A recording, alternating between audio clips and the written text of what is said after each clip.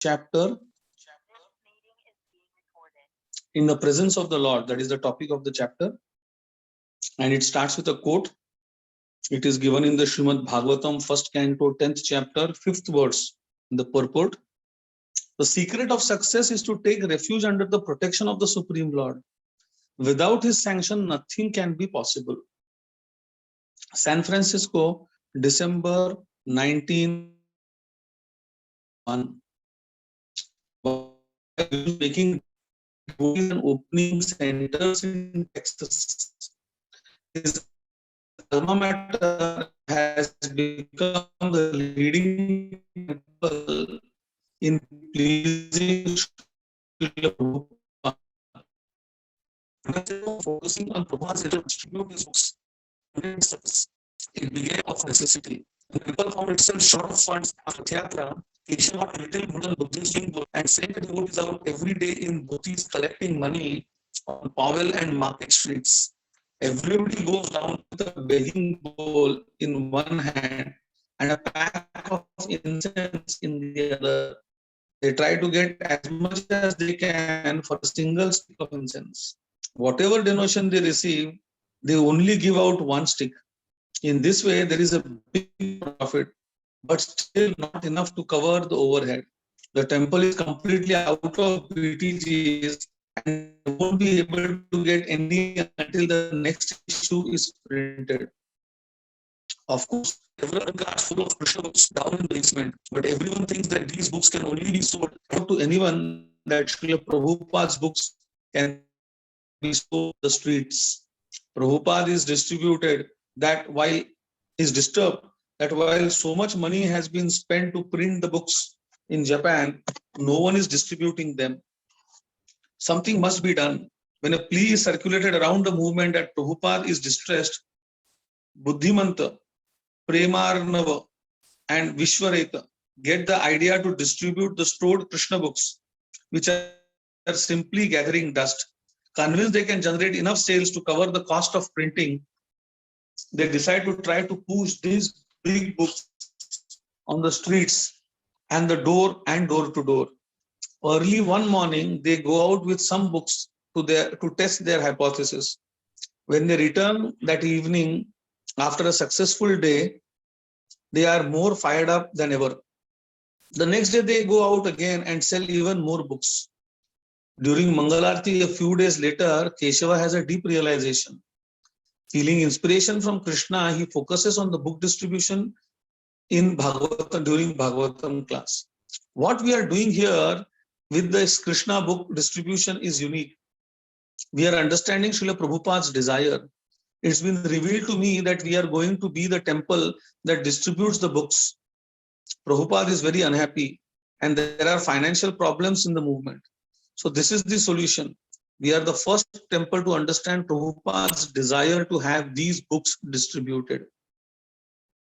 Everyone agrees to focus more on distributing the Krishna books.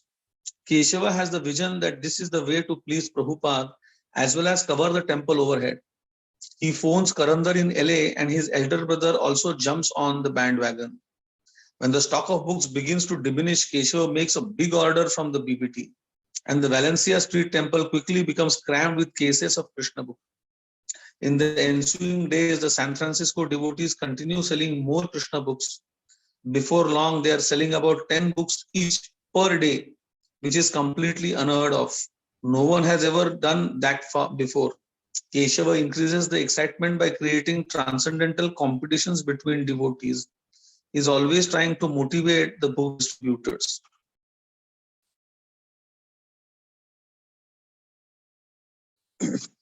All over the Bay Area, devotees are distributing Krishna books on the streets and door to door in dhotis. Buddhimanta goes out every day to Market Street in downtown San Francisco. Due to Buddhimanta's enthusiasm to distribute Prabhupada's books, all the devotees in San Francisco catch the book distribution fever. It quickly spreads to Los Angeles. A transcendental competition develops between San Francisco and Los Angeles. Who can distribute more books? The brother team of Keshava and Karandara takes over from Brahmananda and Gargamuni in leading their temples to new victories in spreading Lord Chaitanya's mission. Yogesh Chandra gets completely caught up in the excitement and starts organizing Sankirtan parties. San Francisco Temple acquires an old school bus, outfits it for traveling book distribution, and soon the books are being distributed all over California. The party consists of Keshava, Buddhimanta, Purushatma, Yogesh Chandra, Jambavan, Premarnava, Goshta Bihari, and Vishwareta. The book distribution boom begins with these devotees going out on the streets of California. Yogesh Chandra and Buddhimanta have transcendental competitions to see who can distribute more books. These are the big inspirational devotees, the pioneers in setting the mood for introducing book distribution in the movement as a regular temple function. Just as Sankirtan was established in San Francisco in 1968, when Tamal Krishna and Vishnu Jana took out their party to chant every day all over town, now also big book distribution is inaugurated in San Francisco, New Jagannath Puri. Jambavan Prabhu remembers. Buddhimanta was available, probably one of the most enthusiastic devotees I can remember. Extremely enthusiastic. I remember him saying to me one time, even if you don't feel enthusiastic, Jambavan Prabhu, at least try to become enthusiastic and then you will be enthusiastic. That was Buddhimanta's philosophy. He was always enthused, always fired up. He loved distributing Prabhupada's books. In the weeks before Christmas, the San Francisco devotees are selling more Krishna books than ever before and making many more devotees as a result. Keshava continues preaching about book distribution. Simply, we make it our priority activity. All you have to do is what to do, want to do it, and then try as hard as you can. Everywhere we go, we carry BTGs and Krishna books. On street Sankirtana, door to door, to the laundry mat, to the store, everywhere. By personally distributing the books door to door in devotional clothing, devotees are able to extend Prabhupada's mercy to the public while making spiritual advancement at the same time. Everyone is swept up in the transcendental excitement. Hearing the news, Prabhupada is full of praise for Keshava's leadership. And Prabhupada writes, I have been receiving so many reports about how my disciples of the San Francisco temple cannot be surpassed by anyone in distributing my books. Sometimes they are selling as many as 70 Krishna books daily. So if this is true, then certainly when I return to the US, I must come and stay in your temple. By distributing many books profusely, you are giving me great encouragement to translate. And you are all helping me to fulfill the order which Guru Maharaj gave me. So I am so much grateful to you. I am sure Krishna will bless you a million times over for doing this work. Jayananda tracks the letter up on the bulletin board next to the office door. He's so happy for Keshava that he's always glorifying him. You are the one who did this. You got the mercy. Jayananda and Keshava have seen such a Sankirtana rasa that the whole temple becomes surcharged with their mood. Encouraged by Jayananda, Keshava sends copies of the letter all over the movement. Prabhupada keeps pushing the theme of the success of San Francisco's book distribution in other letters than that he sends around the Hare Krishna world. To the devotees in England, he writes, the more we sell books, the more we advance in Krishna consciousness and more we help others to have solid information, how they may take advantage of their human form of life and achieve the supreme perfection. So I want that you should not now increase very greatly this selling of books and literatures. Shamasundar informs me of your proposal for a traveling party for roving all over England and Wales, just like Kirtanananda is doing in America. I think this is a good proposal, and you may compose many such nice songs for attracting the young people from villages and towns. I very much approve of such traveling Sankirtan program, SKP program. And if you are able to infiltrate into schools and colleges for introducing Krishna consciousness and selling our books, that is also very nice. Portland, Oregon, December 1971. The Portland devotees are very busy organizing the Pushabhishek festival, which will be celebrated on New Year's Eve. Among the devotees helping with the organization are Dinabandhu and Akuti. who had last seen Vishnujana Maharaj when he was still at the tiny fourplex in San Antonio. They both feel that the festival will be a tremendous success if Vishnujana Swami comes to lead the kirtan and lecture. Danvir Das is now the temple president, having moved up to Portland earlier in the year. In full agreement with Dinabandhu, Danvir at once calls Vishnujana in Texas. Maharaj replies that he would love to come if Srila Prabhupada gave his sanction. Immediately, Danvir sends off a letter to Delhi. The reply is not long in coming. The reply comes from Prabhupada. I am very pleased that you are making arrangements for the first annual Pushabhishek Yatra Parade and Festival 1971. If he is free to come, Vishnujana Swami may come to lead the kirtan and preaching. That is a good proposal. Krishna was just a toy in the hands of gopis. So one day the gopis decided that we shall decorate him. Pushabhishek means a ceremony to decorate the deity profusely with flowers, ornaments, clothes. After that, there should be lavish feasting and procession through the street, so that all the citizens shall see how beautiful Krishna appears. Because it is winter, the program will be held indoors at Portland State University. Danvir has rented auditorium for the evening with the idea that many students who live on the campus will attend. He prints up and distributes flyers outside the hall for days in advance. Devotees arrive in Portland from all over the Northwest, Seattle, Vancouver, Victoria, and Edmonton to celebrate the festival. Advantage of his presence, everyone is eager to go out on Sankirtan. Danvir Goswami remembers. We went out with him to distribute door to door, and we had a very unique method. He would walk up to the door with both hands full.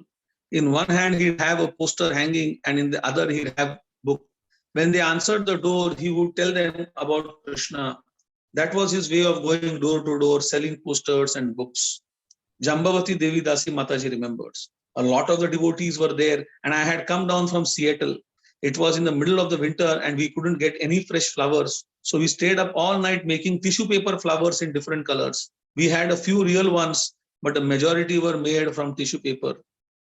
We had a big aarti and offering to the deities up on the stage in the auditorium.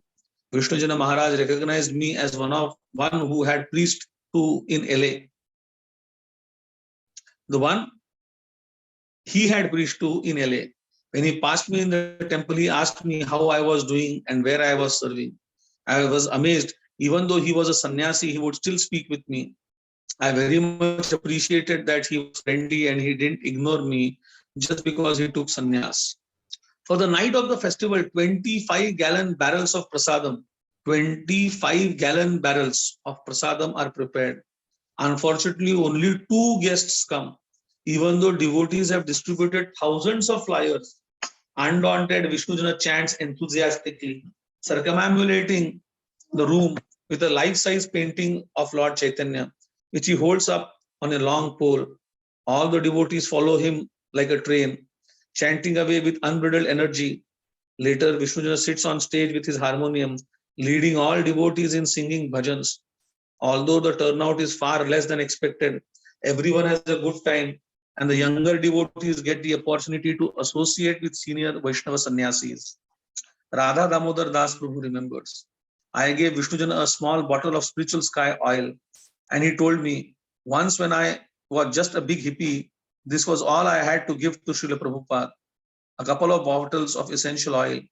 It wasn't spiritual sky.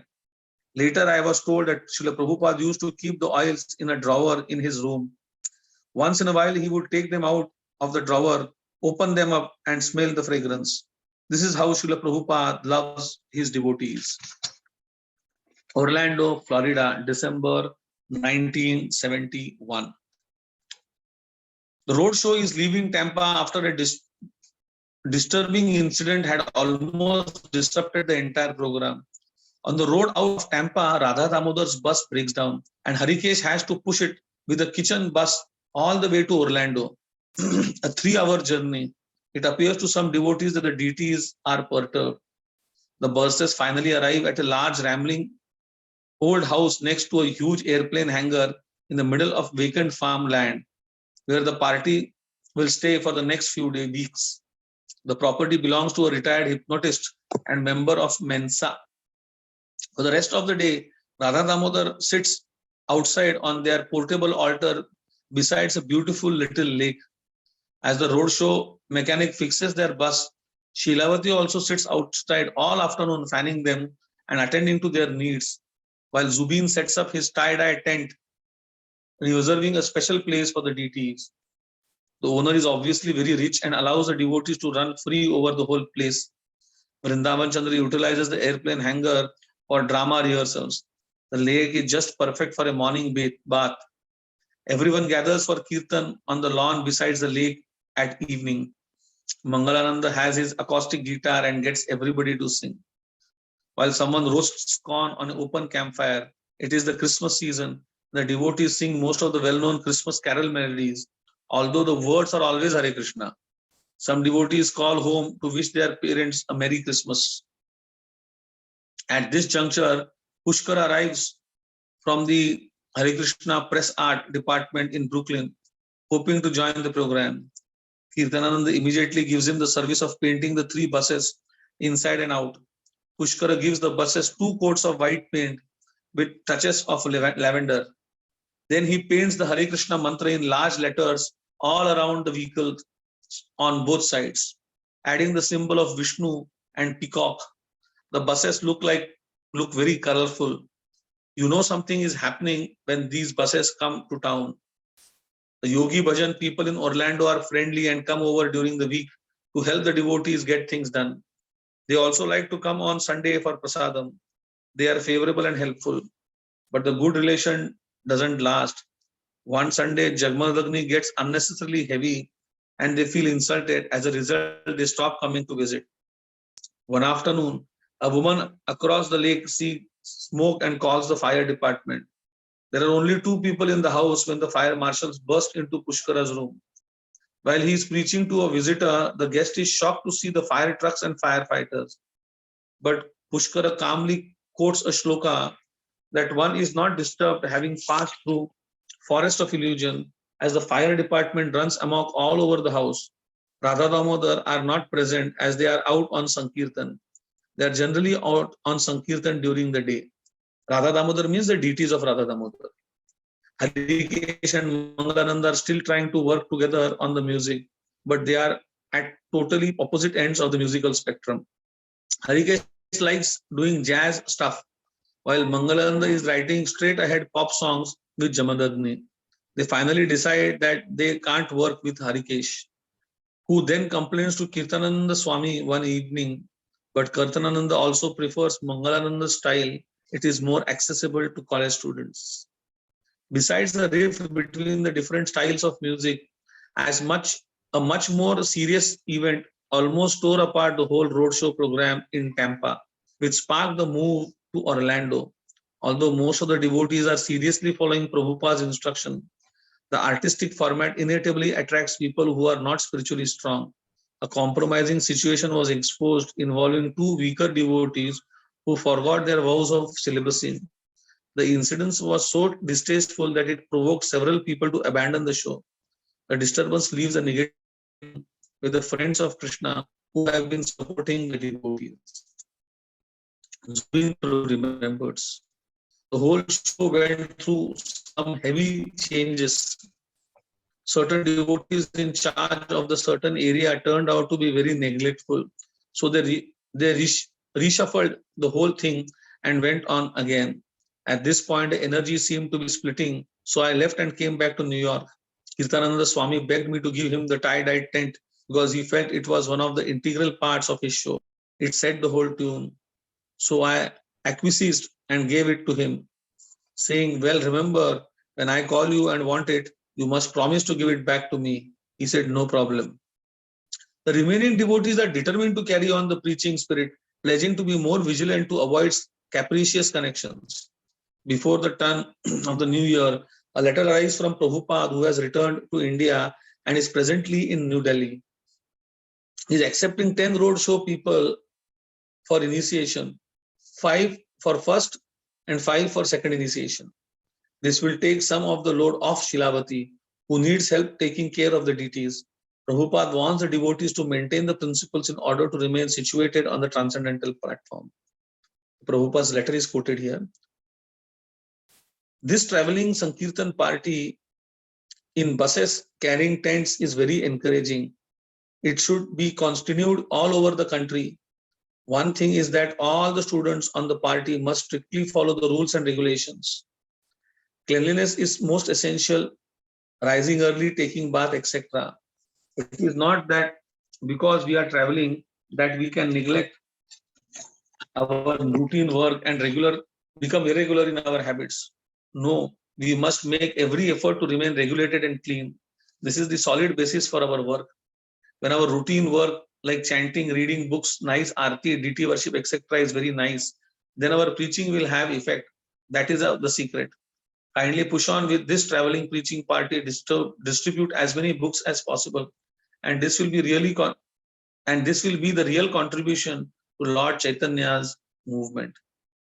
Despite so many creative and independent minded people, along with spacey dancers and singers, Kirtananda Swami is doing his best to maintain a regular temple schedule. Every morning he gives Srimad Bhagavatam class outside by the lake. He knows that only a strong morning and evening program strictly following Prabhupada's instructions will save devotees from making the kind of mistakes that force them to leave Tampa. Although Bob and Aura are still asleep, the little boy Jude climbs out of their bus to come and sit with the devotees for class. Kirtananda Swami always says, the reason they are here is because of him. Jude Sheckman remembers. They used to tell me that I would sit through Aarti and session after session as a baby, soundless and motionless, and just listen. They said I took it a lot of information for being only 2 years old. Next section of the chapter. Somehow or the other, Kirtanananda says one day, Vishnujana Maharaj will join us. Vishnujana Swami is so well known from his musical ability that Kirtanananda feels it would be much better for a program if he were in leading. The devotees are mostly inexperienced young Vaishnavas. And he knows Vishnujana can transcendentalize their music. But there is always the back and forth argument whether rock music is good for the consciousness of the devotees. Should it be more kirtan and bhajans? How can we make the program more attractive to college students and keep it transcendental? How can we keep everyone in good consciousness so that they don't fall into Maya? When Narad Muni mentions that he knows Vishnujana from LA, everyone pressurizes him to get in touch right away. Narad Muni and Kirtanananda open communication with Vishnujana, inviting him to come for a week just to see what they are doing and give some advice. In the meantime, everyone goes out daily for street Sankirtan and Damodara always accompany them. Everyone knows that going out to chant is the best way to receive the Lord's mercy. Mahamaya, Devidasi Mataji remembers. I remember going out in the streets and getting tons of oranges donated. We always had a huge barrel full of orange juice, so you could just help yourself anytime. Our black neighbors were poor but generous. They had orange and grapefruit trees, and they just gave them to us off their trees. While the bulk of devotees do street chanting and BTG distribution, Kirtanananda gives college classes. Mangalananda expands the concept with illustrated lectures. Kirtanananda begins the class in a normal way, speaking about karma, reincarnation, and how we all must die. Suddenly, Mangalananda walks into the room. Nice place you got here. What's going on? Kirtanananda acknowledges him and explains the few philosophical points he had just made to the class. No one is yet aware that Mangalananda is a part of the show. Mangalananda plays an inimical character who eventually starts taking off on the Swami with sarcastic remarks. When Kirtanananda explains about the time of death and the Yamadutas, Mangalananda begins to go a very little crazy. Okay, everybody get out of here. This place is mine, all mine. At this point, two devotees enter the classroom dressed as Yamadutas. They look really ghoulish, with pointed ears, and they grabbed Mangalananda and dragged him forcibly from the room. The students don't know what's going on. Then Kirtananda explains, this is just like us. We come into this world with nothing. Nothing is ours, yet we claim it's ours. In this way, we are crazy, just like that man. And that's why they carried him off. The roadshow theater is also beginning to gel and becomes more focused. The whole nature of performance is evolving with more acting and a lot of philosophy in the presentation, along with light, mellow music. Mangalananda's music is very airy, open, never heavy. Sometimes there is a riff or two, but basically the style is light pop. The melodies are catchy and the English words are very poetic, but they are light kirtan oriented tunes. Roop Vilas Prabhu remembers. I saw them later in Orlando when they were wintering in Florida. At that point, they did have Radha Damodara and they did perform regular plays. I remember going to a program where they rented a community center. They had a multimedia presentation with all kinds of slides and paintings of Krishna. At the same time, they had music. Radha Damodar were on a swing, and hundreds of young people were coming forward to swing the deities. It really began to gather momentum and was very exciting. If you heard the road show was going to be somewhere, you wanted to be there too. To keep the road show going as a creative troupe plus maintain it as a cohesive unit and potent preaching force, more aggressive marketing is needed. Kirtanananda sends out Kuladri and Narad Muni with the instruction to start booking shows. Since they have no money, their presentation is simply a black and white leaflet and a few snapshots. As they also have no car, they hitchhike to Gainesville and stay with Amarendra as at his temple. Gainesville, Florida, January 1972. Another unfortunate incident abruptly ends rehearsal and cuts short the roadshow sojourn in Orlando. Jabnagni enters into a heated discussion with the owner of the house and ends up telling him that he will take birth as a cockroach in his next life because he's attached to his house. That's the end of their stay there. Other unwholesome circumstances are causing discomfiture to some devotees. One by one, more of them begin to leave the roadshow after Orlando. Lambodara Prabhu remembers. I left before Vishnujana Maharaj came on board. A lot of it for me was a racial thing. There was a current of racism in those days, unfortunately. This was a time of Vietnam, the counterculture, civil rights and racism. I expected a certain degree of shelter in the movement from that, but I didn't get it. I had a real hard time with the racism. There was also a certain lack of love amongst the devotees. For me, it was a lot of stress.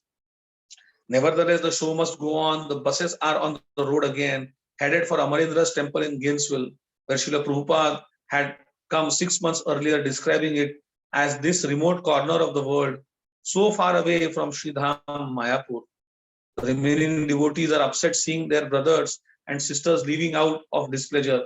They realize they have to become more Krishna conscious. They carry on the program in the mood of service to Srila Prabhupada. On the road up to Gainesville, they vow not to make the same mistakes again. Shilavati still complains when the deities are tied up, but in the moving bus, it is too dangerous to drive without securing them. Mahamaya Dividasi Mataji remembers. When the bus was moving, Shilavati would usually sit right in the front of the deities and guard them. Even though the altar was tied and they were tied to the altar, there was always the chance they could fall. So she pretty much would be the one to watch the deities. One time she had me sitting right in front of them chanting, and the bus made a sudden stop.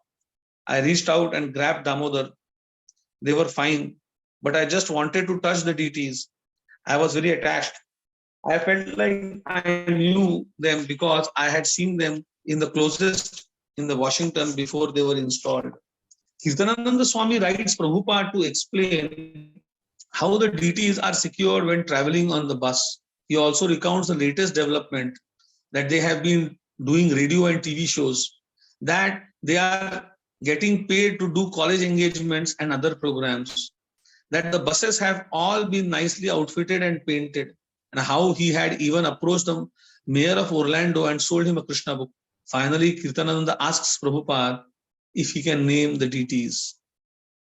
Everyone enjoys having Radha and Krishna on their bus.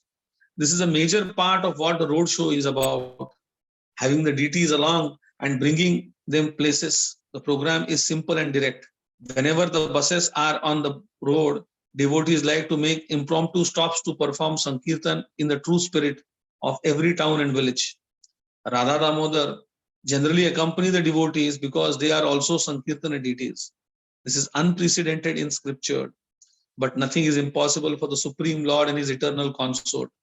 They are prepared to undergo the same difficulties as their devotees in order to bestow Lord Chaitanya's mercy to the conditioned souls of America. Narad Muni Prabhu remembers. Prabhupada wrote that they were special deities acting as Lord Chaitanya, and therefore we were able to travel with them. There was some controversy initially because they were taking them in and out of all the time. We had a mobile altar, but we used to carry the deities from the bus when we'd go chanting in the streets or when we'd do engagements. We didn't have a palanquin then. I had the good fortune of carrying Radharani. It was very intimate.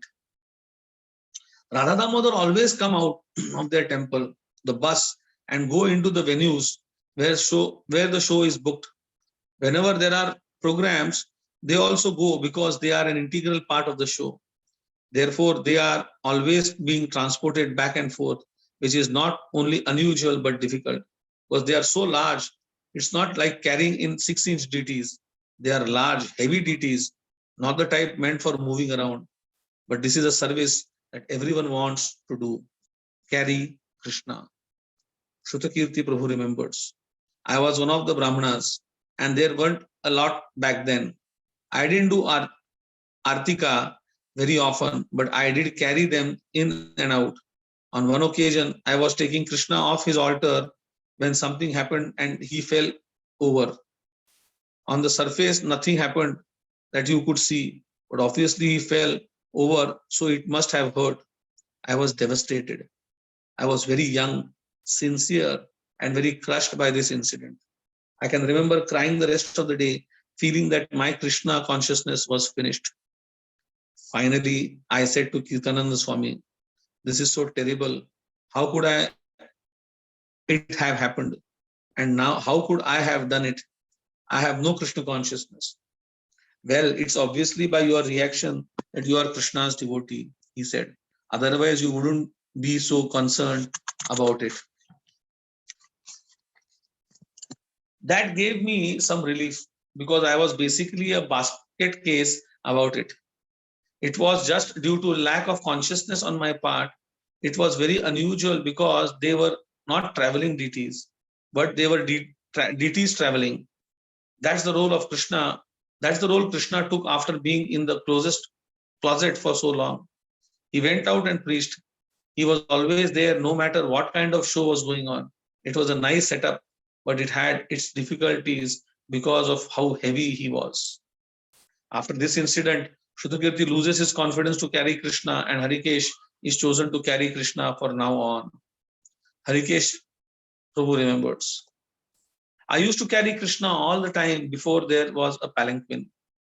He would lean against my shoulder and I would be walking him to wherever he had to go. I was much stronger in those days. He was not light. Me and Shilavati used to take care of the deities. Those deities were really special. They did all kinds of things with us to increase our faith. I was just completely happy. The standard was quite high. Prasadam was very good and opulent. They got their offerings on time, except when we were on the road. Everybody loved the deities, and they were very nicely taken care of by all the devotees. They really liked traveling too. You could tell they liked it. They were smiling very much. The Gainesville Temple is a small house right near the University of Florida, maintained by Amarendra and his wife, Gayatri. Behind the little house is a big empty church which Amarendra rents, and that's where the roadshow devotees stay when they arrive late one afternoon. Gadi Das Prabhu remembers. The roadshow came to the temple without with about 30 devotees, mostly from New Vrindavan. They were all wearing ankle bells. If you can imagine that, I remember looking out the upstairs window and hearing all these ankle bells, ching, ching, ching, ching, ching. The men were wearing them.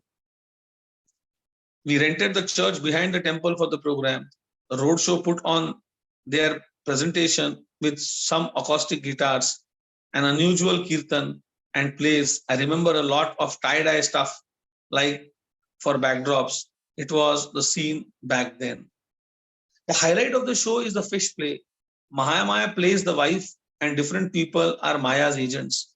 But Mangalananda is so good at being Maya's agent that soon he plays all the characters, even the wife. He uses just the barest bits of costume to make the difference between character, like a chef's hat and the restaurant waiter, hat for the restaurant waiter. At this point, the play is at its best. Shilavati doesn't participate in the plays, but she has an exceptional voice, and does a lot of singing. Someone arranges for local TV station to come and film the fish play performed in the church. So Radha Damodar and the devotees are on TV again. Harikesh Swami remembers. I was the fish and Mangalananda was everything else. It was just the two of us. We had two guys in the back of a screen and they would do quick changes of clothes on him. So he would walk behind the screen in one dress and walk out with another dress. And I was the fish the whole time. There was no music during the play. It was just two of us talking. The play was actually the funniest thing that had ever been produced in the society's history, either before or after. It was so funny at one point, Kirtananda Swami fell off his seat. He was on a little asana where he'd give a lecture. This play was such a riot that he was holding his stomach laughing and he fell right on the floor. He was rolling on the floor. It was so funny. The people in the audience were going completely bananas. They couldn't control themselves. It was the funniest play. The troupe stays in Gainesville for 2 weeks, long enough for those who want to go with it to become very attached to the idea. For any devotee with musical inclination, the idea of traveling, playing music, and putting on Krishna conscious presentation is a very attractive. Gadi Das is completely enthralled by the program, and he ends up leaving with the road show when the buses pull out of Gainesville, heading north towards Tallahassee. A year has passed since Brahmananda Swami and Bhagavad Das had first introduced Krishna consciousness there at the university. The road show doesn't plan to show in Tallahassee